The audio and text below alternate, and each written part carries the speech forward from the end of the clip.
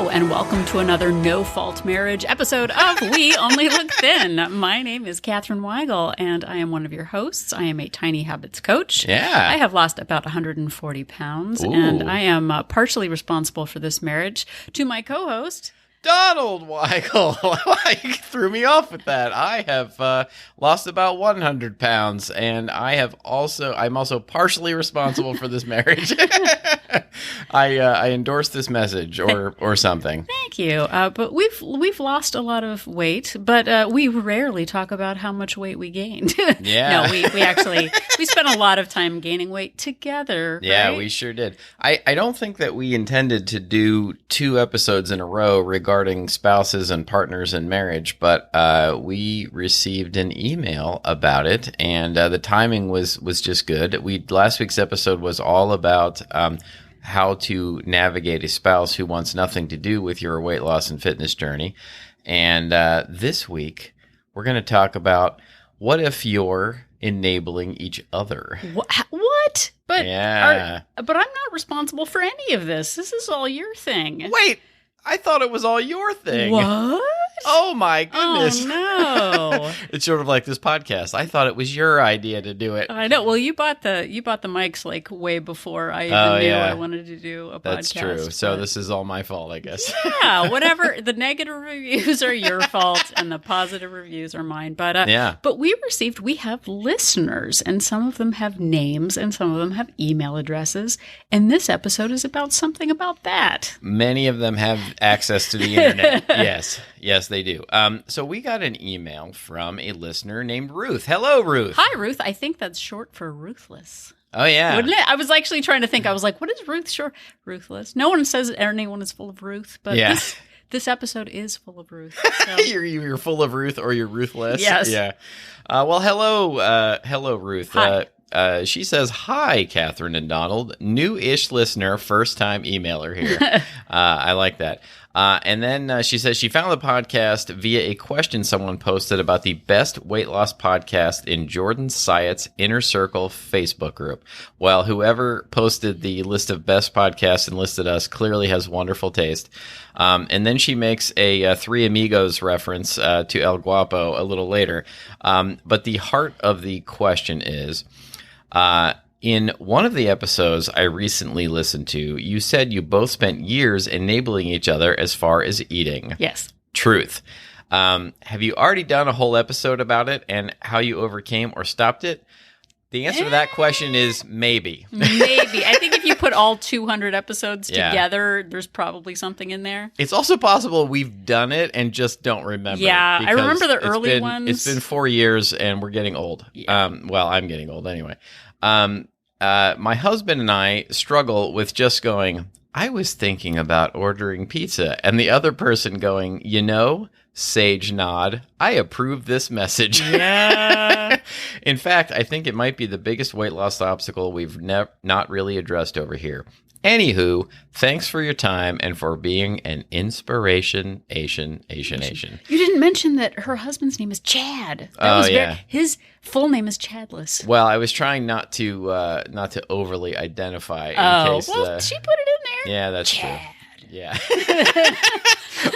Our daughter, when she was younger, invented a character for some story who was like the most evil, awful, person in the universe, and his name was Chad, and she just thought it was hilarious. But his name is Chad. Like a super villain named Chad, which she thought was hilarious. Ruth, if you're in trouble, let us know. But yeah. It sounds like blink twice or send another email. It sounds like his worst attribute is maybe enabling bad behavior, which Donald and I both did for many years, and we still almost do it sometimes. Sometimes, but I think we're much better at calling each other out on it and catching each other on what's actually going on these days. Yeah, I think when people think about getting married or living with someone else or having other people around, you think about the big things like where are you going to put the TV? Are you going to go to religious services? Things, like the TV. You start with the TV conversation, then you move on to religion and whether you want children. Well, the problem was when Donald and I were dating, he really liked the X-Files. And I was like, I'm going to get him an X-Files clock and a watch and a bathrobe and a rug. And all true.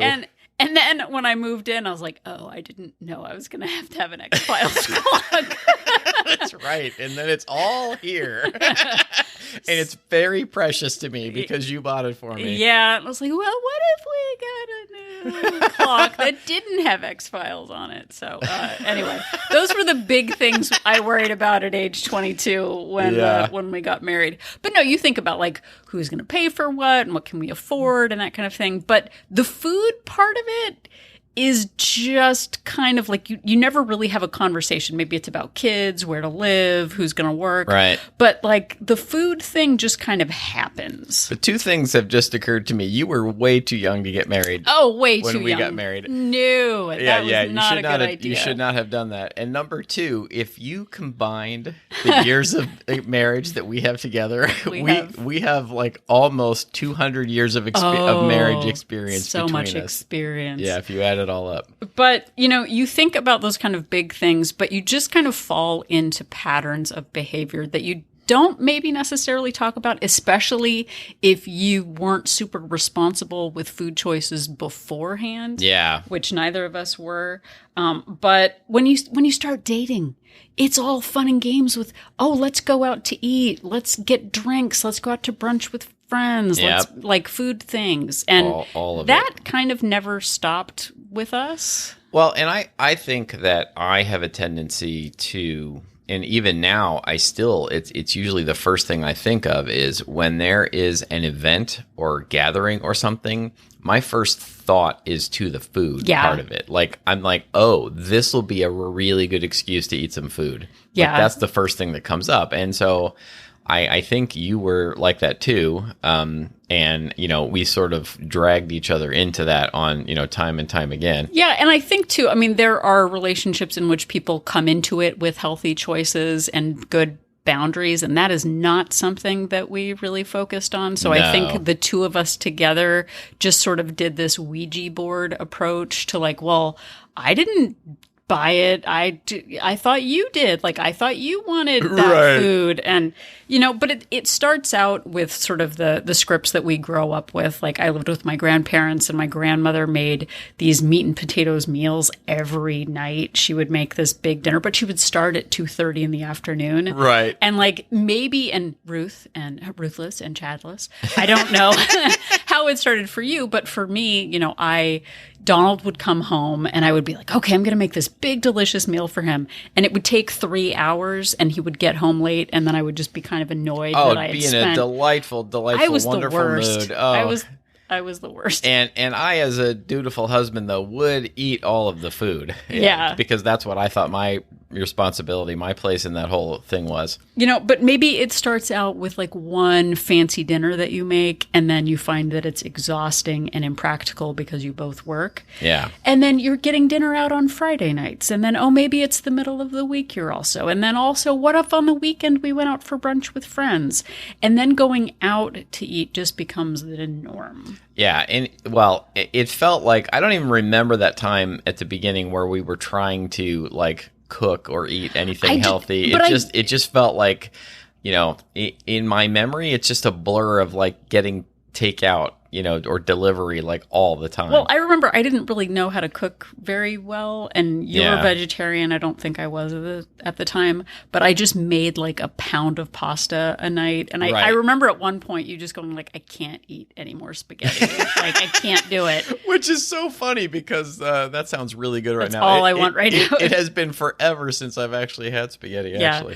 But, it starts out with not maybe being the best cook. So then it's like, oh, well, we live in Los Angeles. There's Thai and Mexican and Chinese and Italian and pizza. And this was even before it was so easy for Uber Eats and everything. I mean, like most places delivered, but Uber Eats and whatever those other places are that deliver, it just makes it way too easy now. Yeah, but as we're, your dating is maybe one stage, and then you're living together, and then there's actual chores to do and work to do, and you just want to have fun, and maybe you just don't want to deal with the cooking part, which I didn't. I would watch the Food Network. I would sit and watch the Food Network, and then I would order takeout because it just made me want to eat. I've always hated the cleanup too. Oh yeah. Like when I get takeout, I always want to eat it right out of the containers and not like put it on a plate, because the whole point is not to have dishes. Or that's not the whole point, but Exactly. part of the point. Okay, so I have some reasons that you might want to overeat. One, food is delicious. Oh, yeah.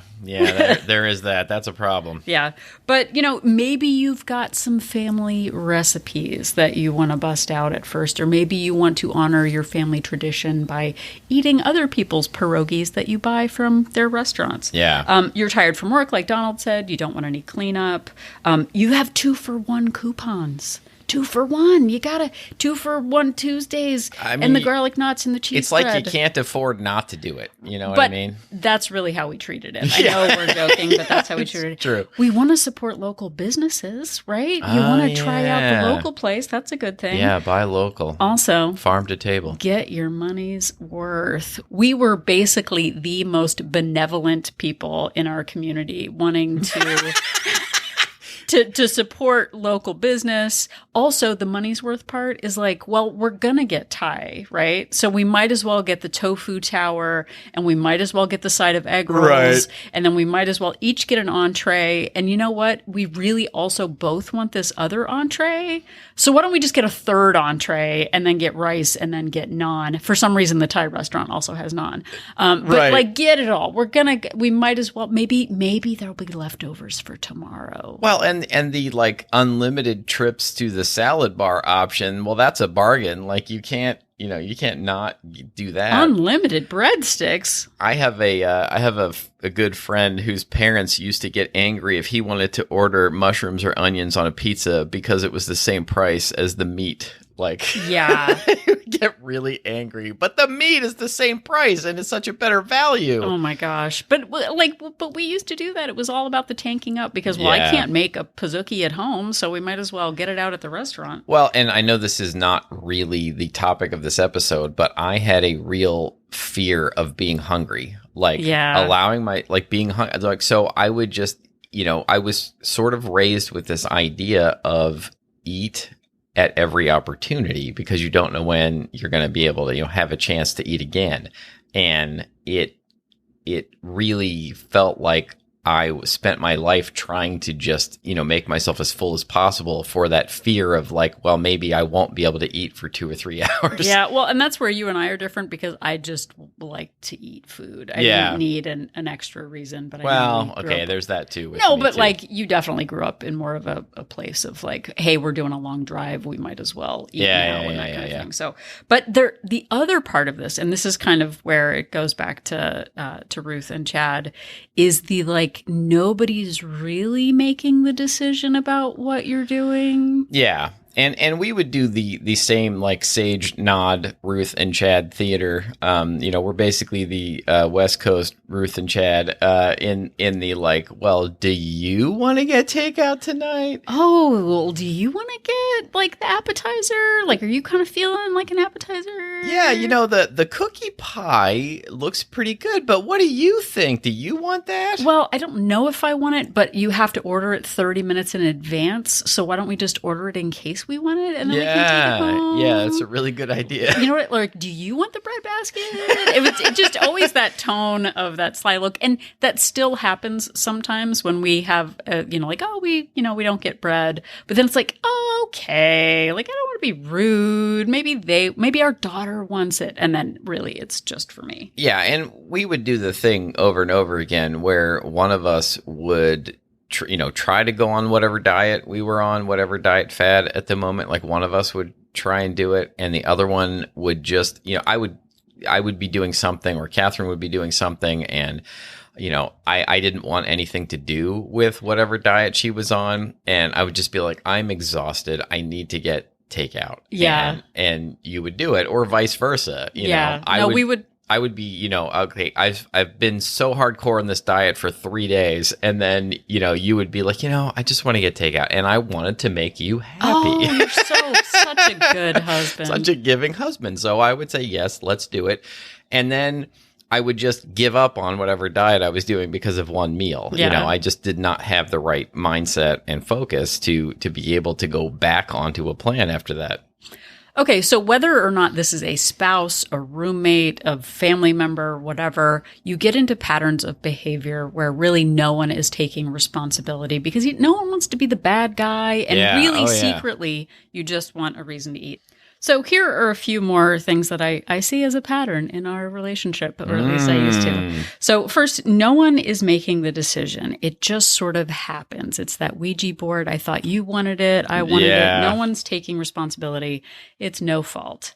So another one is we blame the spouse for wanting it, and then we act like a victim. Well, I wouldn't get pizza, but he wants it. Right. And guess what? We're grown ups and we don't need to eat the same food. Again, we buy food for the family, for the table. It was on sale. It was at Costco and there was a big container of it. What was I supposed to do? Well, and that thing that you used to do of like making biscuits or cookies or something that was, for the family. Oh no, I don't want any bread. Oh, but I made a whole loaf and it's going to go bad because there's no preservatives. I better eat it all. Exactly. Oh my gosh, I did that. Oh, it's so delicious though. But it's not good. It's not good. Wait, no, okay. I'm fine. All this food talk. Again, we have an old script in our head about what good families do. Good families eat meat, meat and potatoes and the big dinner and the big Sunday dinner and the big going out to eat. And we're established now. We've got the money. We might as well treat ourselves. We want a partner in crime because we don't want to do things by ourselves. We want other people complicit in our food crimes. Yeah, for sure. When our spouse, our partner, our friend, our coworker wants to change up what they're doing, we feel threatened.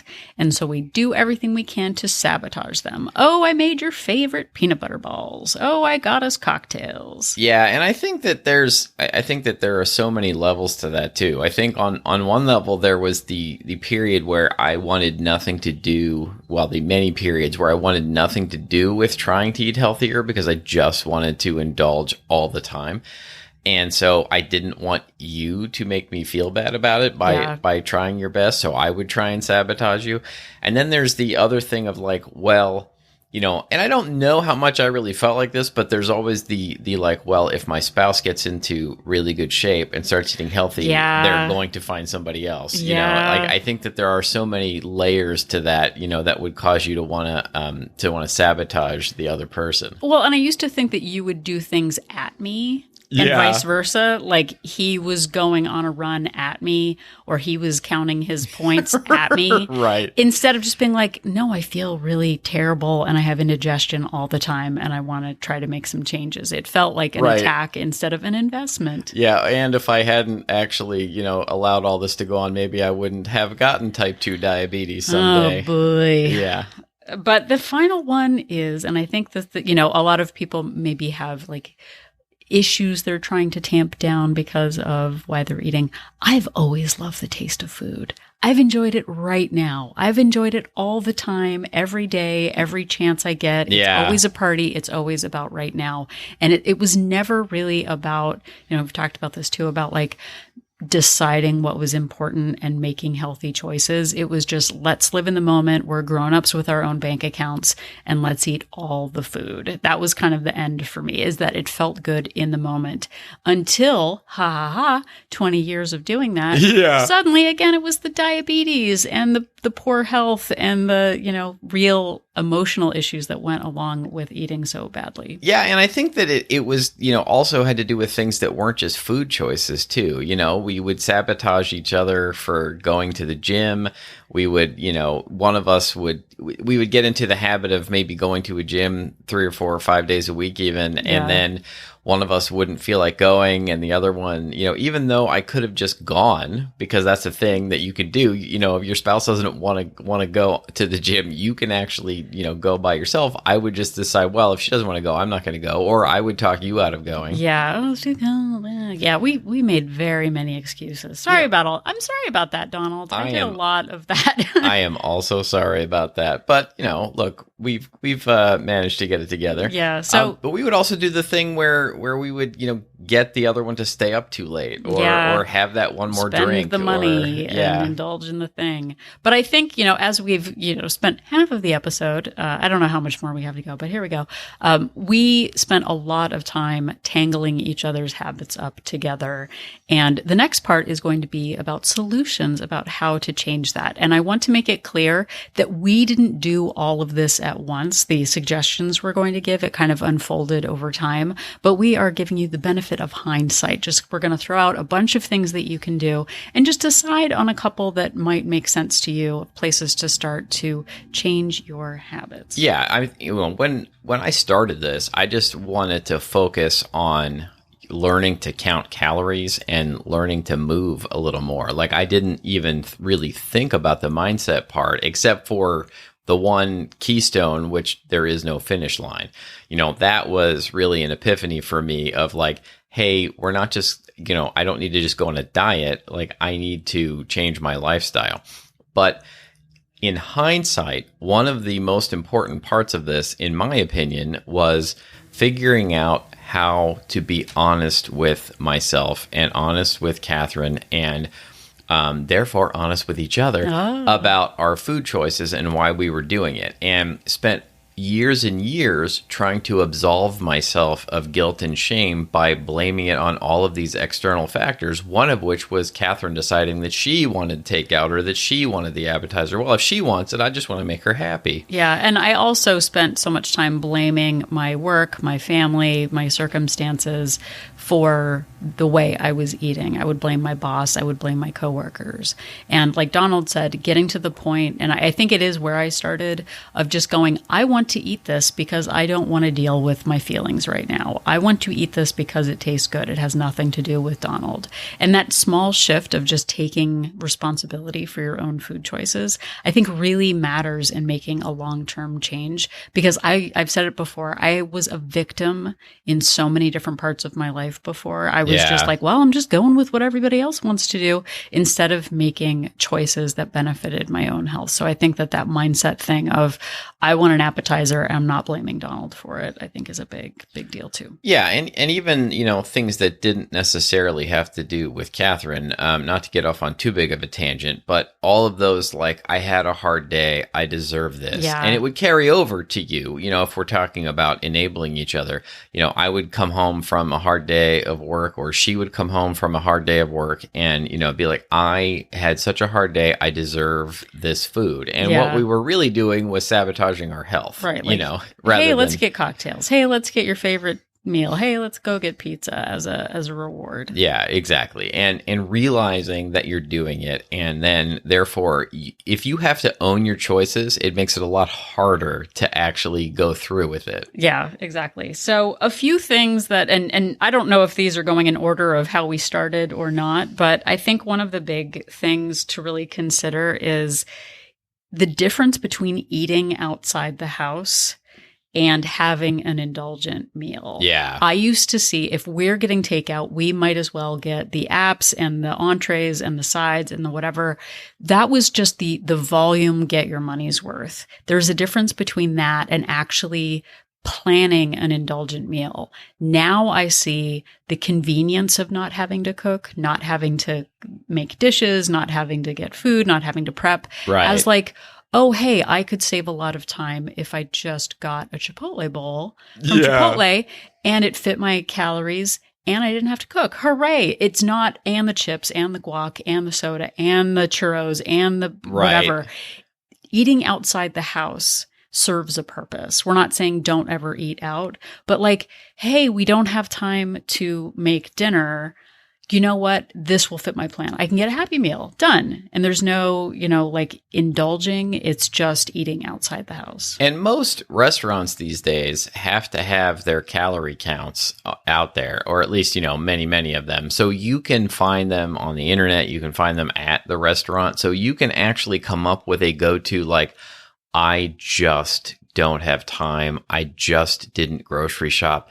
You can go to a go-to like, hey, I know this is 500 calories. I can do 500 calories or whatever amount you can squeeze in, so that you have 3 or 4 close options that you can do in a pinch. Yeah, exactly. And part of things to plan for is now we always have backup food in the freezer. Yeah, I tend to refer to it as an emergency, but Catherine has reframed it recently as a lucky. A good luck. Look, what luck! I've got a backup meal. Oh, I what luck! like that a I've lot got more, yeah. a go-to, heat and serve. I've got I can always make scrambled eggs and have some toast or something like that for dinner. Having that as the backup instead of well, I don't want to cook. What do you want? Oh no, I forgot that these vegetables I bought 3 weeks ago wilted. Meh. Yeah, and really part of doing this well is planning together and not finding yourself, oh my goodness, we've got no food in the house. We've got no choice. What a surprise. And, again, that sort of lying to yourself about whether or not you actually can go ahead and plan ahead and grocery shop and have your lucky frozen meals on hand, for when you're in a pinch, but really making sure that you don't find yourselves in that situation where you've got nothing in the house except, super indulgent food, or it leaves you no choice but to do the takeout or the delivery. Right. And I think, honestly, the really big part of this, and maybe Donald can splice this back to the very beginning. Yeah. When we started this out, we decided that it was time to plan for indulgences instead of just Ouija boarding our weeks. We literally used to get takeout or go out to eat probably 3 to 5 times a week. Oh, yeah. Easy. Yeah, in the easy. past. And we're now the kind of people who maybe get purposeful takeout or go to restaurants. I mean, I know COVID is a whole different thing, but this was even before COVID, of once a month. Yeah. We became the people who prioritized our health over our indulgences.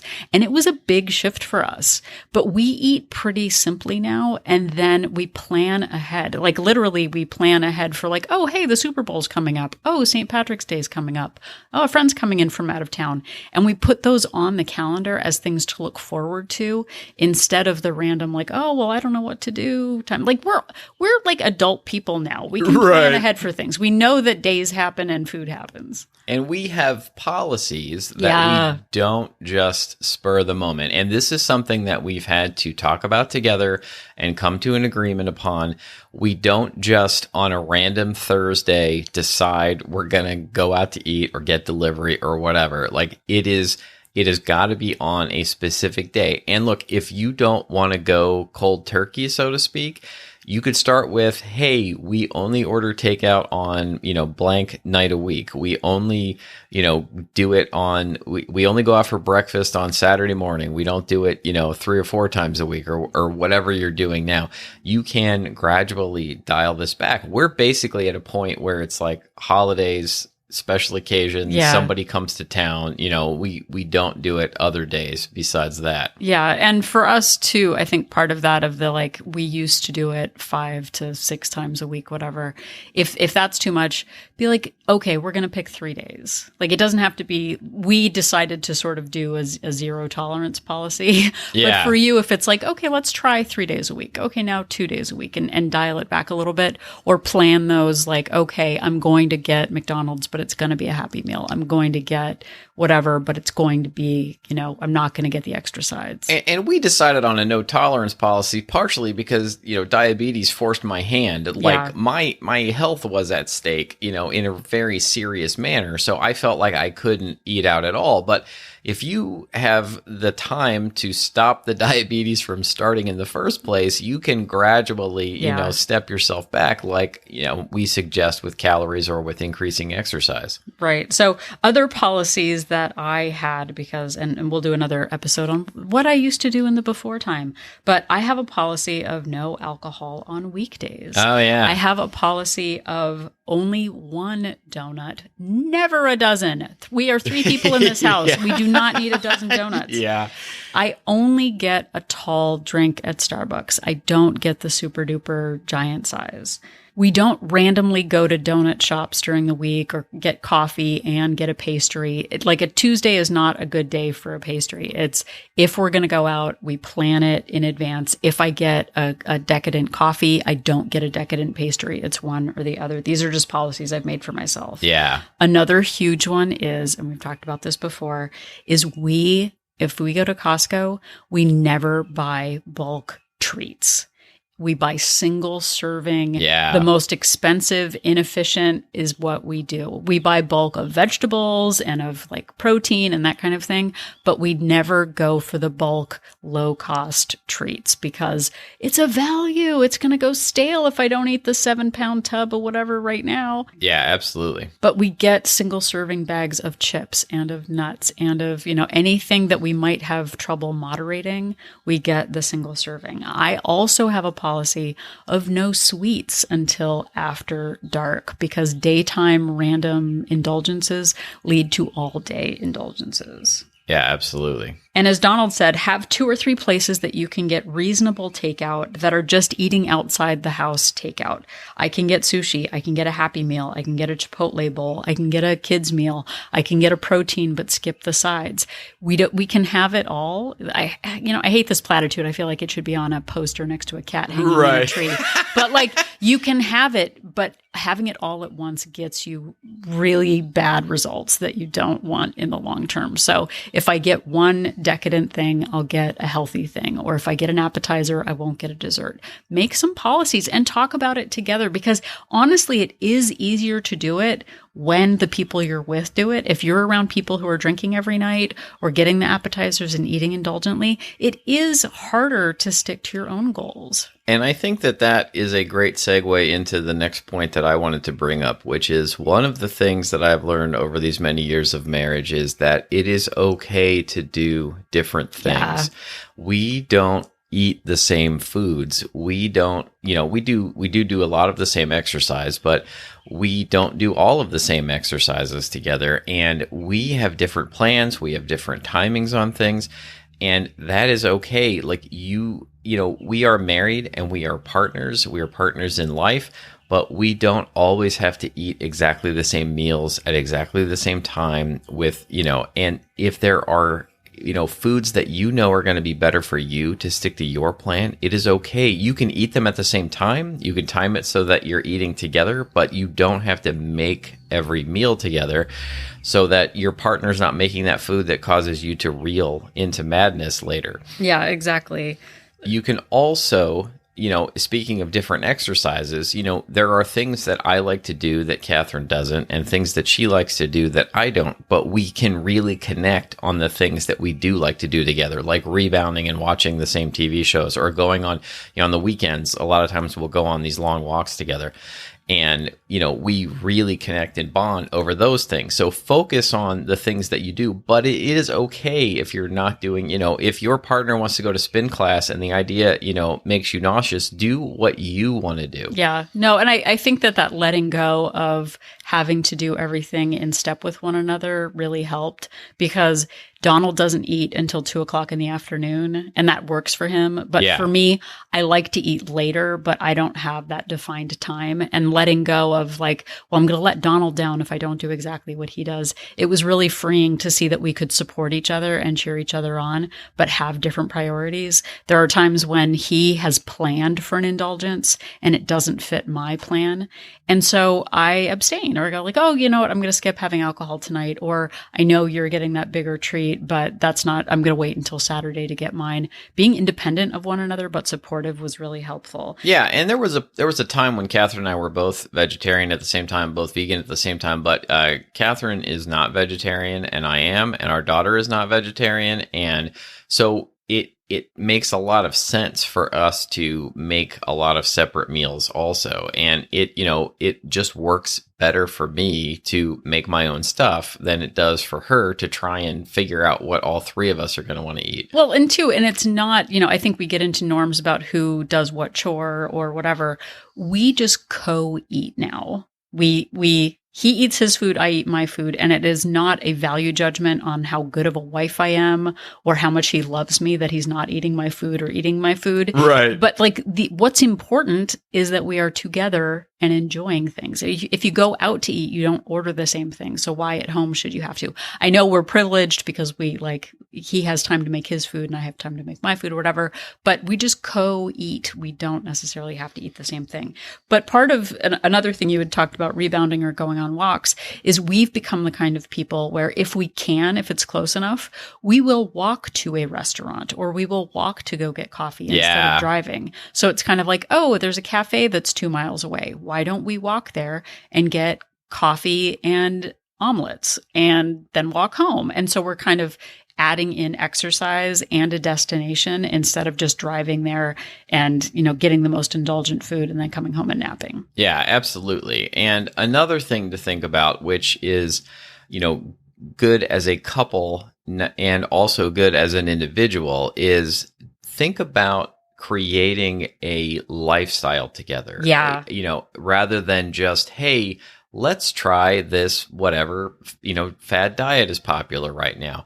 Let's go on that together and we'll do it for 2 or 3 months or 2 or 3 weeks and then, go reeling into madness. Yeah, I know we're going to stop. So it's fine. I can pretend to care about this for a couple of weeks. Yeah, exactly. Rather than doing that, really start to cultivate an actual lifestyle, which I know is this broad, giant, possibly overwhelming seeming thing, but do it one small step at a time, but with the idea that you're not just temporarily stepping outside of your life to do something else, that you need to make this part of your life. No, exactly. I mean, and part of that, like switching up your time together too, is like, we used to just be destination food driven.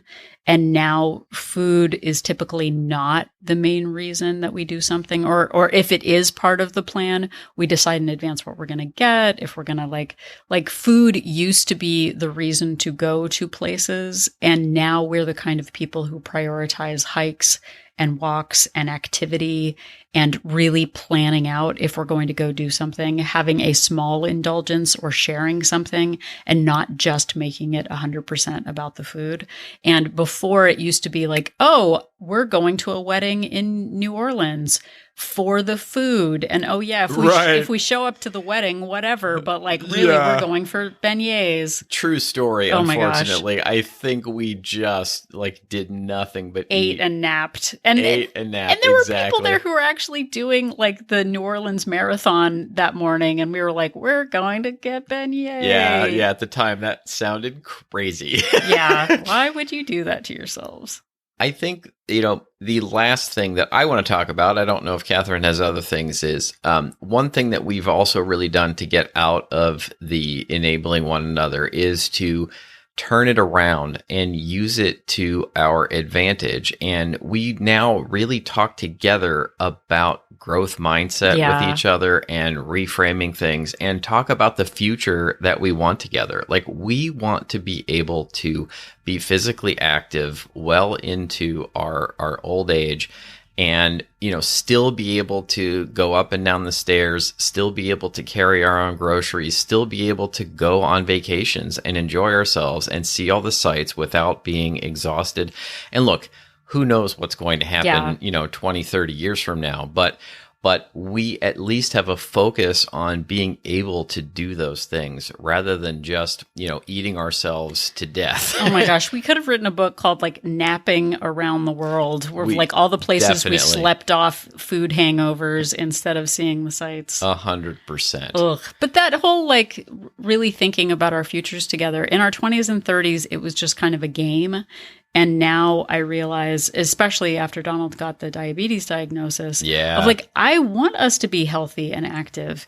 And as people who love food, like love it, it's still a priority to me.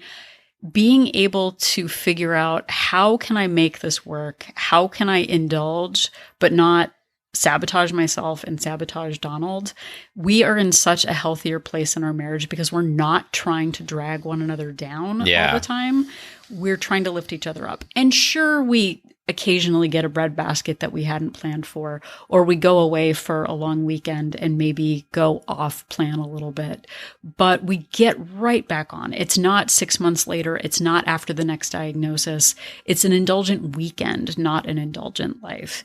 And I think and Ruth, I really appreciate you bringing this question up, because I think sometimes we can forget the ways we used to treat one another and the kind of games we used to play with things. So hopefully if you can take, dear listeners, if you can take anything from this episode, reframing something, deciding that you're going to set some policies for yourself, deciding that you're worth indulgent meals with purpose and not just as ways to avoid stress. I think it's really helped our marriage. Do you think it's helped our marriage? Absolutely. 100%. Definitely. Yes, dear, is always the answer to all of those questions. Yeah, exactly. So thank you again for the question. Please take something from this and share with your spouse, Chad. I don't know. Chad, whether or not nice your guy. spouse is named Chad or not, please share with your spouse, your partner, your significant other. Yeah, and again, this can be a roommate, it can be a friend, it can be family, but create a lifestyle that works for you instead of you working for it. Yes, indeed. So thank you so much for listening. We appreciate each and every one of you. All of our episodes are still available, and you can find them wherever you found this one, or anytime, 24/7 on our website at weonlylookthin.com. Yep, and if you are at We Only Look Thin, you can click on the link for Join Our Support Group. We have a Facebook-based accountability group for women called Wolt Place, We Only Look Thin Place. We have 2 subscription options, a monthly option with a 3-day complimentary trial and a 3-month subscription with a 7-day complimentary trial to see if Wolt Place is right for you. Wolt Place is not a weight loss plan. It is plan agnostic. We've got people doing Weight Watchers and intermittent fasting and calorie counting, lots of other things, but we are all there to support one another, inspire, share ideas and tips, and I'm really proud of it. So give us a try. Give it a try indeed. And if you want to interact with us in other ways, you can find us on social media at We Only Look Thin on Instagram, Facebook, and Twitter. Or if you want to be more like Ruth, you can email us to weonlylookthin@gmail.com. We, as you may have been able to gather from this episode, love to answer listener questions. We've taken quite a few of them and turned them into entire episode topics. And we also will eventually get back to you. Yeah. Or maybe suggest an episode that you can listen to where we've addressed your topic already. But we love to hear from you. Yep. And if you like what you're hearing, please head over to Apple Podcast and leave us a rating and a review. Not only does it boost our mood, but it also helps others looking for inspirational podcasts find us. So please head over there, leave us a 5-star. That would be super. We've got over 514 now. Whoa! Bona fide. Yeah, So that sounds real good. It sure does. And also, if you could tell somebody about the show, that really helps. Word of mouth. If you have someone in your life who you think might enjoy our show, say, hey, I know these 2 crazy kids who give some good weight loss and fitness advice. Go check out We Only Look Thin. We appreciate it. Yep. So the next time that you would like to suggest pizza to Chad with a sage nod, just remember that Catherine and I are an inspiration.